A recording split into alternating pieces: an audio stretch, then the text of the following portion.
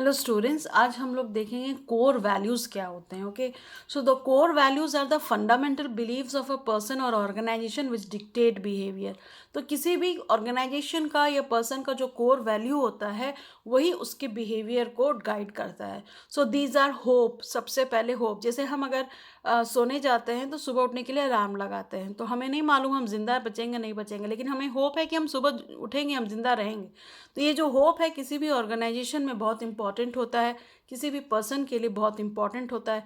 Service next हुआ, जिसमें हम सर्विस अपनी प्रोवाइड करते हैं, रिस्पॉन्सिबिलिटी पूरी करते हैं, फेथ रखते हैं खुद पे और ऑर्गेनाइजेशन पे, ऑनेस्टी के साथ और फ्रीडम के साथ. फ्रीडम मतलब आपके एक्शन में आपका फ्रीडम होना चाहिए, आप किसी और को बाधित नहीं करें काम करने से. Trust in your capabilities and in others. Social justice. Integrity हुआ कि आप कोई भी वॉच नहीं कर रहे हैं, then also you are doing your best.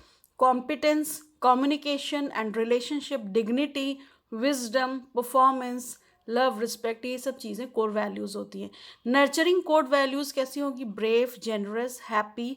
कोई आदमी खुश रह के काम करे, वाइजली काम करे, पीस में रहे, ओके, हेल्दी रहे, self awareness, self confidence, caring, trust, honesty, ये सब चीज़ें रहें तो गुड वैल्यूज़ हम नर्चर करते हैं. अब क्लासिफिकेशन ऑफ वैल्यूज़ बहुत तरीके से होते हैं. इंडिविजुअल वैल्यूज़ होते हैं, सोशल वैल्यूज़ होते हैं, नेचुरल वैल्यूज़ होते हैं, आर्टिफिशियल वैल्यूज़ होते हैं, physical values, mental values, instrumental values मतलब बिहेवियरल वैल्यूज़, इंट्रिंसिक वैल्यूज़ मतलब अंदर से जो आता है, मोटिवेशनल आपके वैल्यूज़ होते हैं, टेम्परेरी वैल्यू होते हैं, पर्टिकुलर सिचुएशन में सिर्फ वैल्यूज़ होते हैं, परमानेंट वैल्यूज़ लाइफ लॉन्ग होती हैं, exclusive values, universal values, character values, work values, बहुत सारी तरह के वैल्यूज़ होती हैं. So acceptance is the ability to unconditionally value all parts of who are you are, acknowledge your self, accept around you who they are. Okay, तो ये अगर आप करते हैं, जैसे जो भी अनकंडीशनली जो भी लोग हैं, चाहे आप खुद हैं, उसको एक्सेप्ट करें और एक्नॉलेज करें अपने आप को, और accept around you who they are.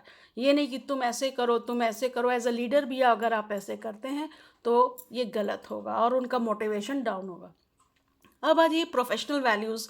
So the professional values are the core values and ethics you adapt and demonstrate in the work place. जो भी वर्क प्लेस में आप वैल्यूज़ को, एथिक्स को फॉलो करते हैं, that is professional values. So these traits include skills, behaviors, and actions that many employer look for and desire in an employee. तो जब भी आप इंटरव्यू के लिए जाते हैं और तो आप में क्या खोजा जाता है कि आप जो हैं स्किलफुल रहें, आपका बिहेवियर, एक्शन से ही सब देखते हैं.